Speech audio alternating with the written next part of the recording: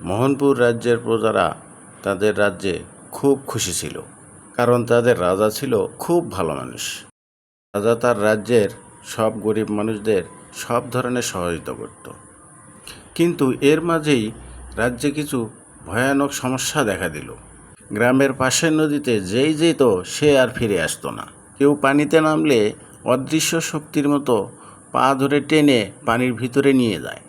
রাতের গ্রাম ছিল আরও ফাঁকা।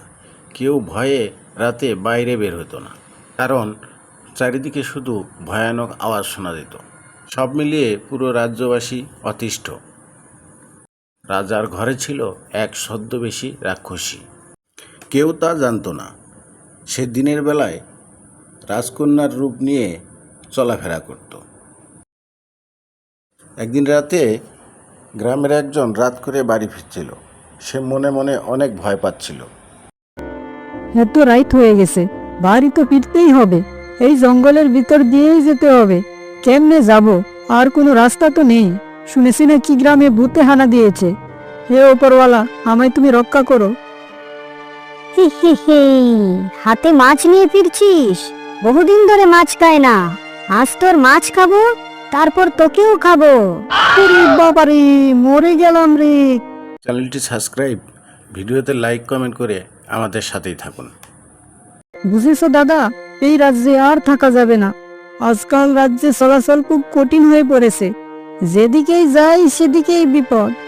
কাল রাতে আমার সাথে যা হয়েছে, ভাগ্যিস আমি অজ্ঞান হয়ে পড়েছিলাম, নইলে আমাকে জ্যান্ত চিবিয়ে খেত। আমাদের তো আর যাবার জায়গা নেই। যেভাবেই হোক এই পরিস্থিতিতে ঘাবড়ালে চলবে না। আমাদেরকে সবসময় সতর্ক থাকতে হবে। তা দাদা, হঠাৎ কেন এমন হচ্ছে বলো তো? আগে তো এরকম পরিস্থিতি আর কখনো হয়নি। জানি না কেন এমন হচ্ছে, তবে নিশ্চয়ই এতে বড় কোনো কারণ থাকতে পারে। তিন্নি, আর বসে থাকতে ভালো লাগছে না। যাই, নদীর দিকে যাই। কয়েকটা মাছ যদি ধরে আনতে পারি, তাহলে তো আমার সংসারটা কোনো রকম চলে যাবে। তোমার আর নদীর দিকে গিয়ে কাজ নেই। সময়টা খুব খারাপ যাচ্ছে। যদি তোমার কিছু হয়ে যায় তবে আমার কি হবে? সে নিয়ে চিন্তা করলে আর কি হবে? যা কপালে আছে তাই তো হবে। আমার মাছ ধরার জালটা দাও, আমি গিয়ে দেখি কিছু একটা করা যায় কিনা। এই বলে মতিন তার জালটি নিয়ে নদীর দিকে রওনা হলো। নদীতে যাওয়ার পর একসময় মতিন বুঝতে পারল তার নৌকোটা কে যেন পানির নিচের দিকে টানতেছে। মতো অবস্থায় মতিন বলে, আরে, আমার সাথে কি হচ্ছে এসব? আমি তো ডুবে যাচ্ছি। কে কে? ছেড়ে দাও, ছেড়ে দাও আমায়, ছেড়ে দাও বলছি। দেখতে দেখতে মতিনের নৌকাটি ডুবে গেল নদীর পানিতে। পরের দিন সকালবেলা মতিনের লাশ ভেসে উঠল নদীর পাড়ে। কয়েকজন লোক মতিনের লাশ নিয়ে গেল তার বাড়িতে। লাশ দিকে গ্রামবাসী বলে, নদীতেই মতিনকে নাকি পানিতে ডুবিয়ে মেরে ফেলেছে। আমাদের রাজ্যে ভয়ানক কিছু একটা ভর করেছে। যাকে পাচ্ছে তাকেই মেরে ফেলছে। কবে জানি আমাদের প্রাণটাই চলে যায়। তুই ঠিকই বলেছিস। ভাবছি এই রাজ্য ছেড়ে কোথাও চলে যাব, নইলে তো একদিন আমাকেও মেরে ফেলতে পারে। দেখছিস ভাই, ভেবেছিলাম সবকিছু ঠিক হয়ে যাবে, কিন্তু পরিস্থিতি আরো খারাপ হচ্ছে। চলো সবাই, আমরা রাজামশাইয়ের কাছে যাই। তিনি এর একটা বিহিত ঠিক করবেন। এই বলে গ্রামের কিছু লোকজন রাজার দরবারে এসে হাজির হয়। তোমাদের এখানে আসার কারণটা আমাকে বলো, দেখি তোমাদের জন্য কি করতে পারি। আমাদের সাহায্য করুন রাজামশাই, নইলে আমরা যে মারা যাব। আমাদের রাজ্যের চারদিকে মানুষ আতঙ্কিত হয়ে পড়ছে। সবাই খুব ভয়ের মধ্যে দিন কাটাচ্ছে। যখন তখন মানুষ গায়েব হয়ে যাচ্ছে, গবাদি পশুগুলো হারিয়ে যাচ্ছে। এভাবে চলতে থাকলে তো গ্রামে আর মানুষ খুঁজে পাওয়া যাবে না। সবাই এই গ্রাম ছেড়ে চলে যাবে। তোমাদের বিষয়টা তো খুব জটিল। আচ্ছা, তোমরা এখন ফিরে যাও, আমি বিষয়টা নিয়ে দেখছি কি করা যায়। মোহনপুর রাজ্যের রানী রাজাকে চিন্তিত দেখে তাকে বলে, এই সামান্য বিষয় নিয়ে শুধু শুধু চিন্তা করে সময় নষ্ট করবেন না। প্রজারা যা বলছে তা মিথ্যা বলছে হয়তো। শুধু শুধু তারা ভয় পেতে পারে। এই বিষয়টিকে তুমি সামান্য বলছো? আমিও কিছুদিন ধরে লক্ষ্য করছি আমার রাজ্যে প্রজারা বিপদে থাকবে, আর আমি এভাবে বসে থাকবো? তখন রাজা তার রাজ্যের বিভিন্ন স্থানে প্রহরীর ব্যবস্থা করল। সেই প্রহরী দিনের বেলায় পাহারা দিতে লাগলো। রাতের বেলা প্রহরীদের উপর কিছু একটা অশুভ শক্তি হানা করলো। দিনের বেলায় তাদের আর খুঁজে পাওয়া গেল না। এই দেখে গ্রামবাসী বলে,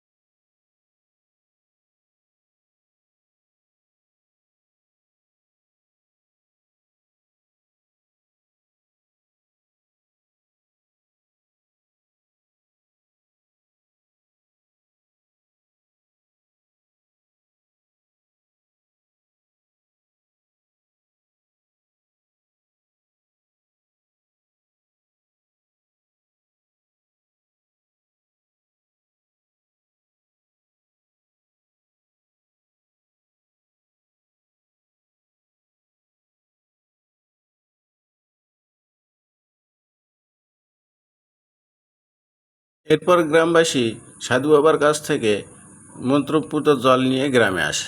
এরপর পুরো রাজ্যে ছড়িয়ে গেল রাজপ্রাসাদেই ছদ্মবেশী ডাইনি আছে, আর সেই ডাইনি রাজ্যের মানুষদেরকে মেরে ফেলছে। আর সে সংবাদ রাজার কানেও পৌঁছে গেল। এদিকে রাক্ষসী, অনেক দিন হয়ে গেল জ্যান্ত মানুষের রক্ত খাই না, যাই আজকে রাজ্যে গিয়ে হানা দেই।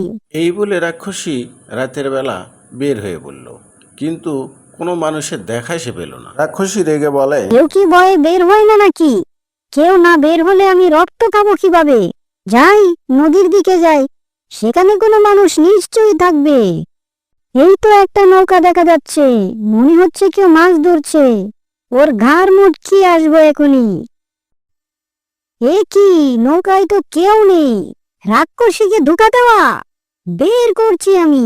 আর এই ঘটনাটা চেয়ে দেখছিল পরাণ ও রামু। তারা রাক্ষসীর উপরে নজর রাখছিল। দেখেছিস কানু, এই হচ্ছে সেই রাক্ষসী যে আমাদের রাজ্যের সব সমস্যার কারণ। চল আমরা পিছু পিছু গিয়ে দেখি সে কোথায় যায়।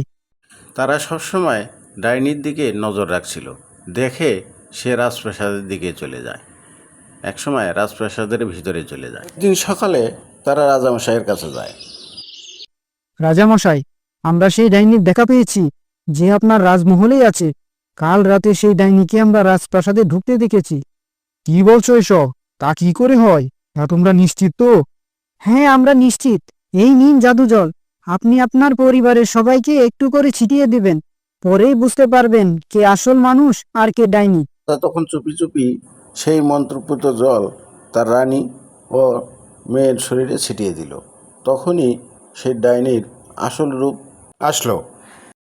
মরে গেলাম রে, মরে গেলাম রে, আর জল দিস না, আমার বড্ড কষ্ট হচ্ছে। তাহলে তুই এতদিন আমার মেয়ের ছদ্মবেশে এখানে ছিলি? বল আমার মেয়ে কোথায়? বলছি, জঙ্গলের উত্তর পাশে একটি গুহা আছে, সেই গুহার ভিতরে তোর মেয়েকে রাখা আছে। কিন্তু সেই গুহার সামনে অনেক ভূত পেতনি থাকে, আমি সেখানেও যেতে পারবো না।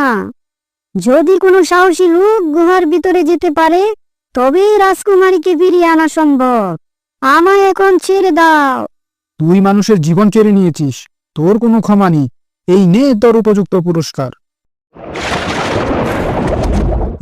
আমিই যাব সেই রাজকুমারীকে আনতে। আমার যদি কোনো ক্ষতি হয় তাতেও আমার কোনো আপত্তি নেই।